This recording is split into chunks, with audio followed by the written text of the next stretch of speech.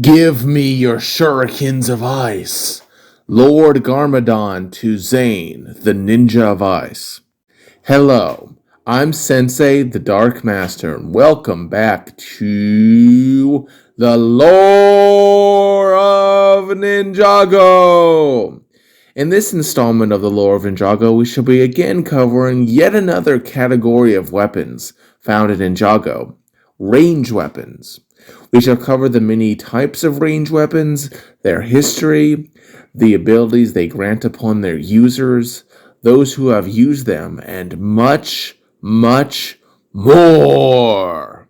But first, let me define the term that I am referring to when I use the term ranged weapons.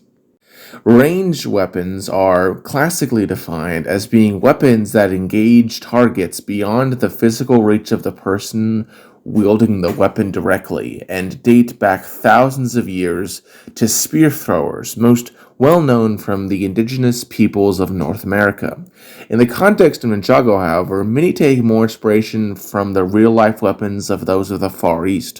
One of the most notable of these subcategories are the shurikens. These traditional Japanese weapons were originally used by the ninja in their assassinations. In Ninjago, shurikens play a common role as weapons, and are used by many in their generic form. There's also the smaller throwing stars, which are identical and in the real world don't really have any significant difference, and in the case of Ninjago, they're basically just smaller shurikens. Returning to shurikens, several are of note. First, there is the golden shurikens of ice, one of the four golden weapons of creation used by the first Pinjutsu master to create the landmass of Ninjago after defeating the primordial serpent Wojira. He created them with the aid of the golden ultra dragon. Once he felt the age of his death coming, however, he left the four weapons of creation to his two sons, Wu and Garmadon, for safe protection. Sometime after this, Sensei Wu would put the shurikens of ice alongside the other three golden weapons to see if Moro was destined to be the Green Ninja. But they were not, and so he stormed off to eventually try and prove his worth, dying and becoming banished to the cursed realm.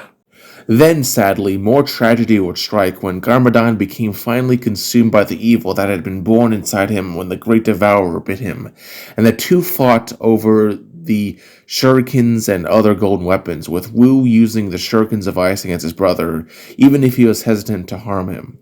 Eventually, however, Garmadon would lose his fight, get struck by lightning, rendering his skin black and his rib cage now exposed.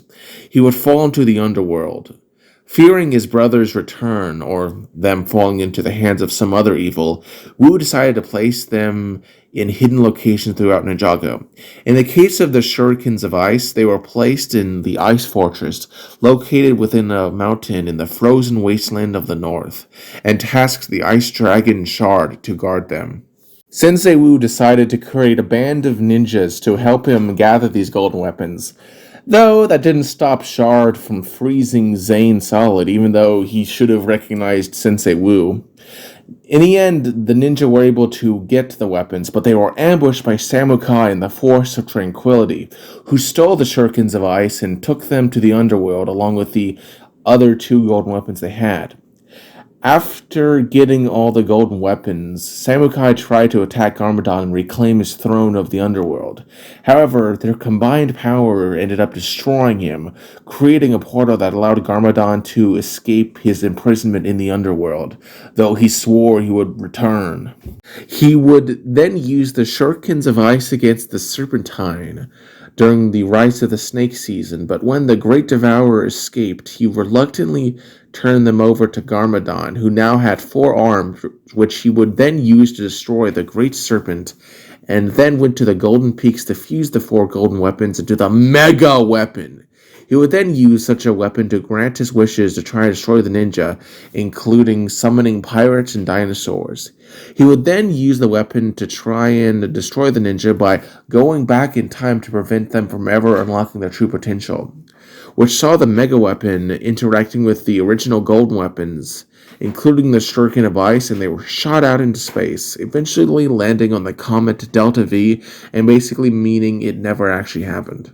During the events of Rebooted, the reborn digital overlord sent his ninjroid army, the Rocket Arcturus, to claim the golden weapons. The ninja hitched aboard and tried to get them first, but failed, and they were smelted down into the golden armor that the overlord used to take over New Ninjago City. Zane, however, made the ultimate sacrifice to stop the Overlord, destroying himself and the evildoer in a blast of ice and leaving the golden armor, which would then be put into safe storage to prevent it from going to evil. During the events of the March of the Oni, Lloyd and Garmadon, during their failed attempt to stop the invasion by destroying the Realm Crystal, realized that the Oni were weakened by exposure to the golden armor. With this information, Kai would reforge the golden weapons, including the shurikens of ice, which would then be used to fight the Oni until they used their combined powers to do a tornado of creation to stop the invasion and thus were rendered powerless. They were then placed into storage for safety at the monastery. But during the events of Crystallized, we would see the resurrected Overlord, now called the Crystal King, send his Crystal Council to gather the shurikens of ice and the other golden weapons. He would then corrupt the shurikens of ice and other golden weapons into the weapons of destruction, and one of the shurikens was given to each of Mr. F and the mechanic.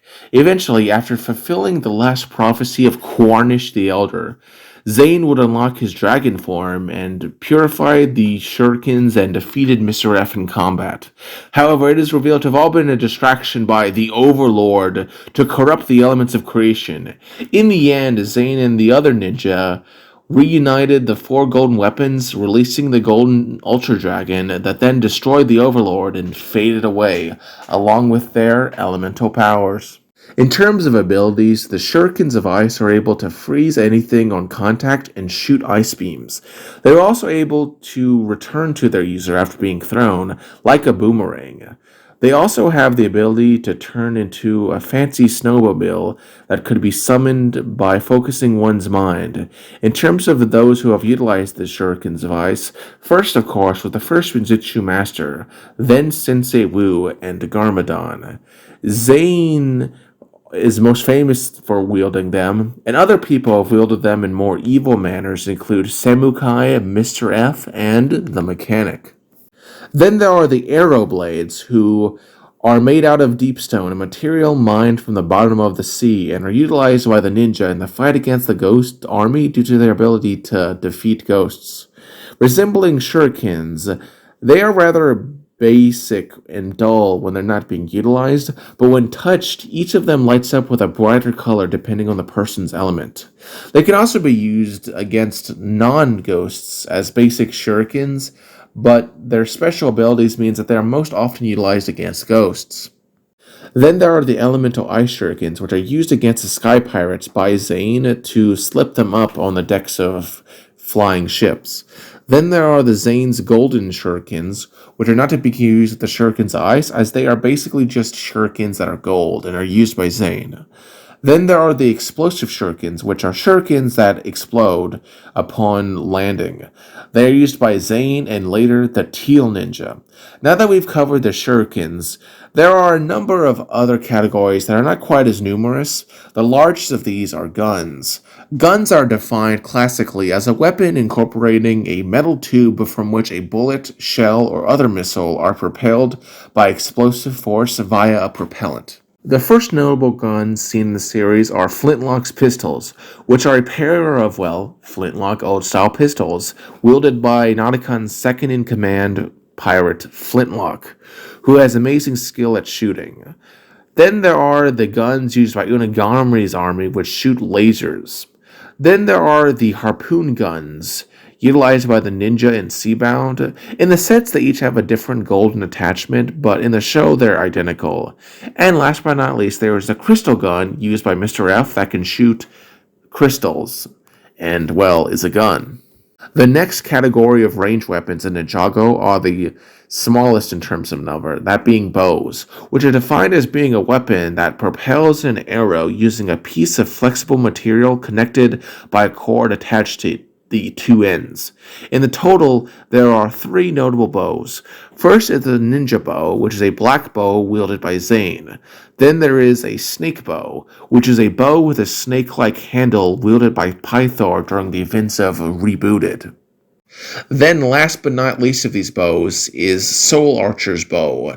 This glowing green bow fires arrows that have a head of a screamer attached instead of an arrowhead.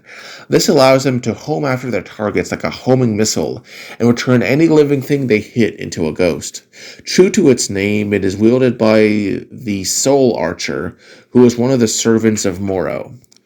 Now let us discuss the last weapon of this video, and the only one in its category, the boomerang. This bladed circular weapon is utilized by Nia especially during the early seasons. It's interesting and will return to its user once thrown.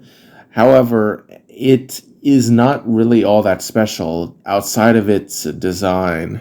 In terms of positives, ranged weapons obviously have the advantage of being able to attack someone on a range further than you can with other types of weapons. They also allow you to more easily sneak attack. However, there are some negatives, and let's talk about those. Their greatest weakness is that at close range, they are very limited in use. In the case of guns and bows, without ammo, they are just useless, heavy pieces of either metal or wood. Shurikens are even worse, as once you throw them, you are left with nothing. Regardless of what that means, what can be learned from the ranged weapons of Ninjago? Well, we learned that in order to succeed in life, we must have the proper tools to address the challenges that life gives us. We must arm ourselves for the future. Otherwise, we will fail. I'm Sensei the Dark Master, and join me next time on the lore of Ninjago. If you like this video, consider subscribing and liking it, and have a wonderful day.